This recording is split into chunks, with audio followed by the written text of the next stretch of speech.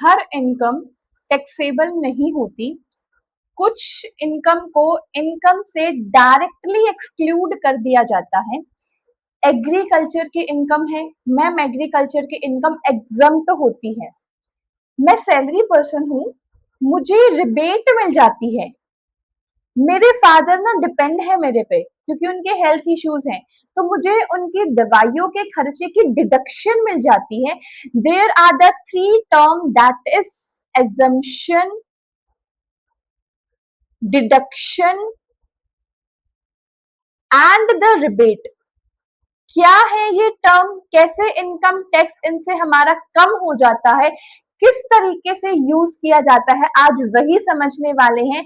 Then welcome back to you all guys, the income tax made simple series हमने start करी थी 10 unit के 10 important topic को 10 minute में खत्म करना है। उसी सीरीज का आज हमारा थर्ड पार्ट है। थर्ड पार्ट के अंदर हम समझने वाले हैं सारी टर्म्स को। ये छोटा सा इंट्रोडक्शन मेरे बारे में। मैंने अपना यूजीसी नेट एग्जाम क्वालिफाई किया है in both the subject that is commerce and management. चलिए बिना टाइम वेस्ट करे स्टार्ट करते हैं अपने आज के सेशन को। सबसे पहले समझते हैं जो ये टर्म है एग्जम्प्ट। एग्जम्प्ट का मतलब क्या है? एग्जम्प्ट इनकम क्या होती है कि इनकम एग्जम्प्ट है। ऐसी इनकम, ऐसी इनकम जिसको मैं टोटल इनकम के अंदर ही इंक्लूड नहीं करता। ऐसी इनकम जिसको मैं टोटल इनकम के अंदर ही इंक्लूड नहीं करता। देखो हमने लास्ट क्लास में gross total income and taxable income ये कंसेप्ट पढ़ा है। जी मैम बिल्कुल पढ़ा है। ग्रोस टोटल इनकम में से जब मैं डिडक्शन को माइनस करता हूं, ग्रोस टोटल इनकम में से जब मैं माइनस करता हूं डिडक्शन को, तो यहां पे मेरी निकल कर आती है टोटल इनकम। तो यहां मेरी निकल कर आती है टोटल इनकम। तो ऐसी कुछ इनकम जिसको मैं इस टोटल इनकम के अंदर ही इंक्लूड नहीं करता। टोटल इनकम के अंदर ना इंक्लूड करने का मतलब क्या कि मैम वो तो डिडक्शन हो गई। नहीं बेटा, इवन उसको मैं ग्रोस टोटल इनकम में भी इंक्लूड नहीं करता।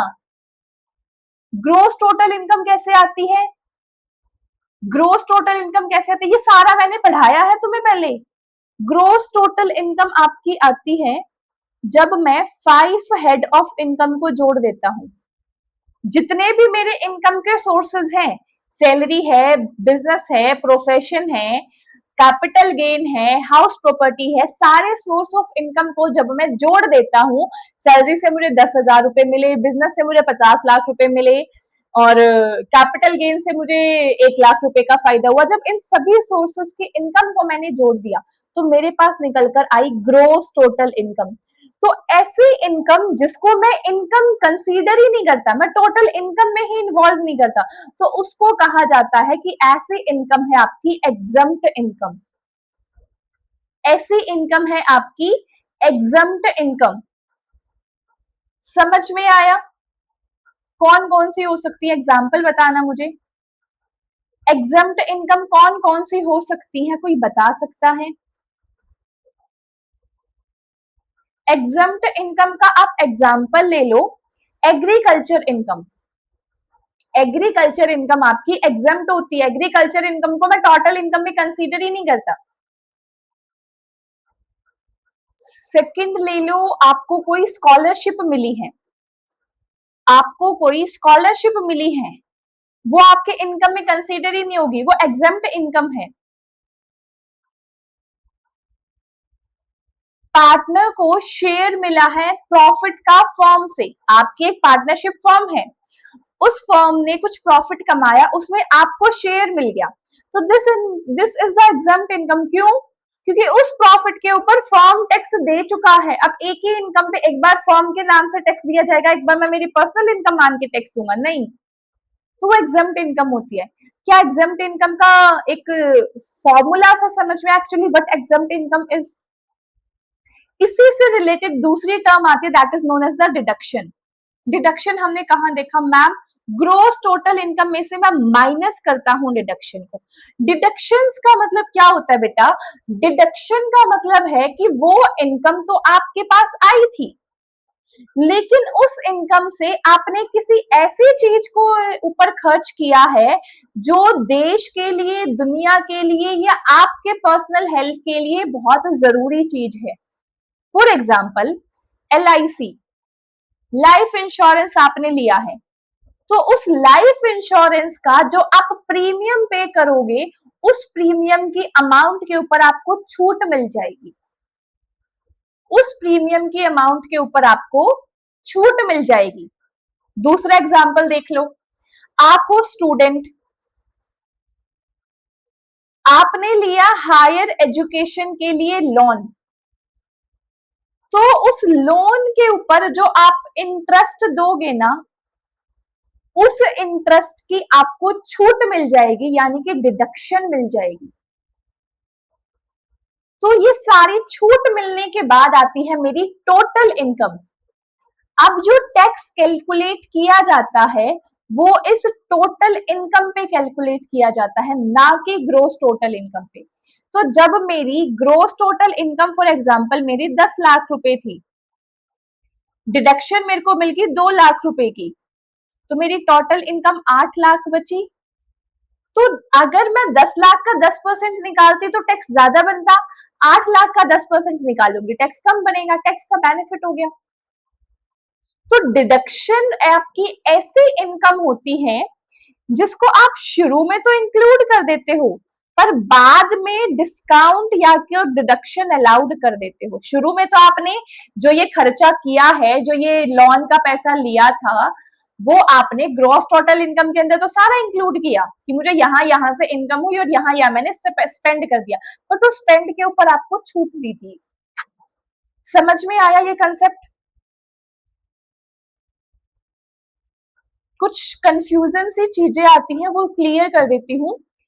अगर एग्रीकल्चर इनकम है, ये इस पे आपको डिडक्शन एजम्पशन मिल जाएगी, this is exempt income. But आपकी कोई बिजनेस इनकम है एग्रीकल्चर प्रोडक्ट से, उस पर कोई छूट नहीं मिलती। Business income from the agriculture product, आप चावल बेचते हो, आप गेहूं बेचते हो, this is the business income, not the agriculture income. तो this business income from the agriculture product is not exempt. Same उसी तरीके से पार्टनर को शेयर ऑफ प्रॉफिट मिला है, एग्जम्प्ट हो जाएगा। रीजन मैंने बताया, क्योंकि जो ये प्रॉफिट है इसके उस प्रॉफिट के ऊपर फर्म टैक्स पे कर चुका है।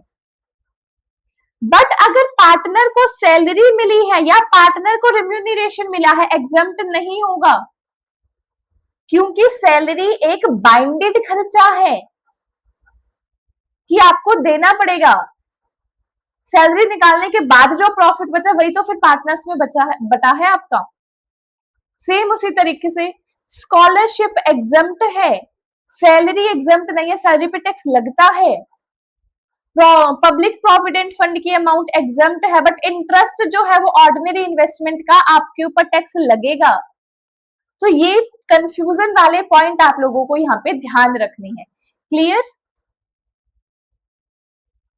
आगे देखो, ये ना आपके पास मैं टेबल की फॉर्म में सारी की सारी exempt income, slide number first, slide number second and the slide number third, ये 3 स्लाइड के ऊपर मैं सारी की सारी एग्जम्प्ट इनकम आप लोगों के लिए लेके आई हूँ। ये चीज थोड़ा सा याद करने वाली है, इनको एक बार गो थ्रू कर लेना, इनको एक बार पढ़ लेना। आज की क्लास का जो सबसे मेजर कंसर्न था आपको तीनों में डिफरेंस बताना, एग्जम्प्ट, डिडक्शन और रिबेट में डिफरेंस क्या होता है। रिबेट पे आगे मैं अभी आऊंगी। ओके, एग्जम्पशन के अंदर सेक्शन 10(1) के अंदर एग्रीकल्चर इनकम एग्जम्प्ट है, सेक्शन 10(2) के अंदर HUF रिसीव HUF ने इनकम रिसीव करी है बाय मेंबर से, वो एग्जेम्प्ट हो जाएगी।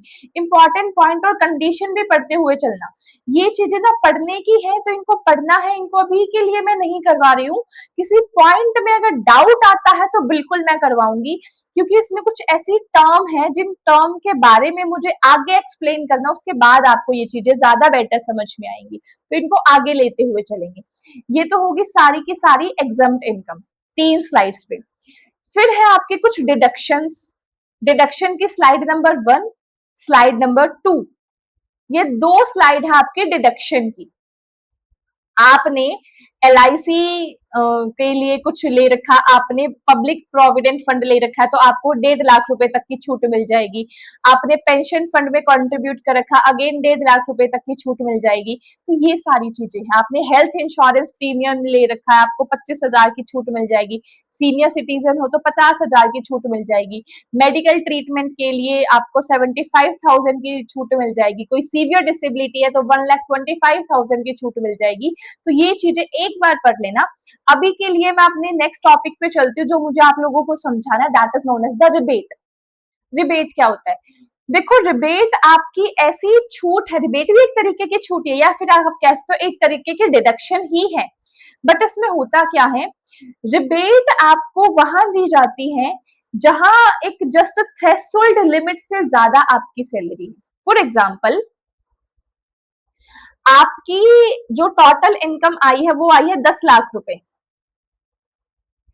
इस 10 लाख के ऊपर जब मैंने टैक्स कैलकुलेट किया तो वो टैक्स बना मेरा 45,000 रुपीज। जो भी टैक्स स्लैब के हिसाब से कैलकुलेट होता है, टैक्स स्लैब के बारे में भी आगे की क्लासेस में हम देखेंगे। वो आपका जो टैक्स बना वो बना आपका 45,000 का।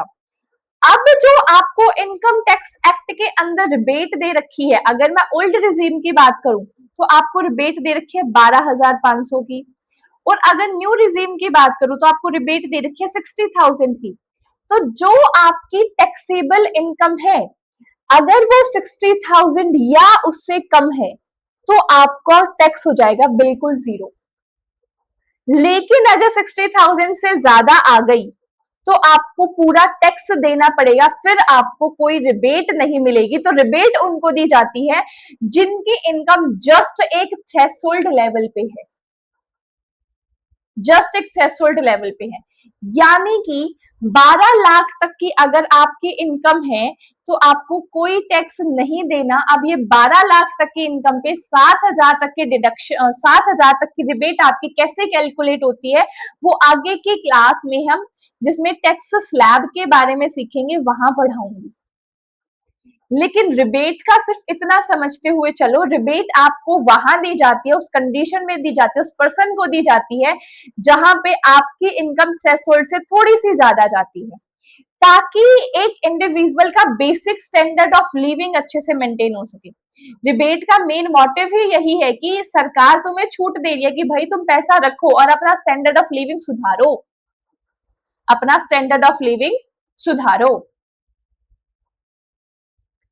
तो इसको देखो, सबसे पहले GTI आता है, फिर आपके डिडक्शंस आती हैं, डिडक्शन में को माइनस करके आपकी टोटल इनकम आती है। टोटल इनकम के ऊपर आप टैक्स कैलकुलेट करते हो, उस टैक्स के बेस पे हम देखते हैं रिबेट मिलेगी या नहीं मिलेगी। टैक्स आया मैडम मेरा 45,000 का, रिबेट मिल जाएगी एज इट इज आपको 45,000 की। टैक्स आया 60,000 का, रिबेट मिल जाएगी एज इट इज 60,000 की। टैक्स आया मैडम 90,000, रिबेट मिलेगी सिर्फ और सिर्फ 60,000 की। समझ में आया? देन जो भी आपकी अमाउंट बचती है वो आपको पे करनी है, उसके ऊपर 4% हेल्थ एंड एजुकेशन सेस लगता है। कितना लगता है? 4%। ये डिफरेंस है, इसको एक बार अगेन रीड कर लेना, मुश्किल नहीं है, फिर से बता रही हूं, बस समझ लेना कि काम हो कैसे रहा है।